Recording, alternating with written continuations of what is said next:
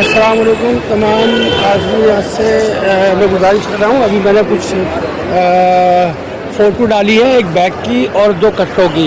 तो आप देख लीजिए, ज़्यादातर यूपी और हरियाणा के हाजी हैं जो इस तरह से बैग लेकर आ रहे हैं। तो लिहाजा मैं गुजारिश करूँगा, एक तो ये जो रस्सियों से बंधा हुआ बैग है, ये रस्सियों से बांधकर ना लाएं अटैचियों को और बैगों को।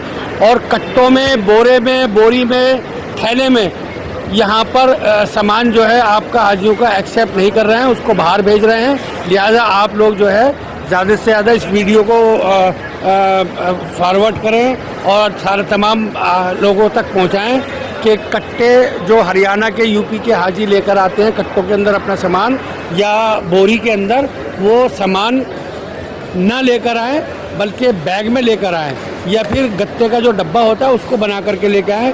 देखिए यहाँ पर ये सामान वापस भेज दिया था, अब इसको यहाँ पर ये रैप किया जा रहा है और ये इस तरह से कार्टून बनाए जा रहे हैं ये यूपी के हाजी से।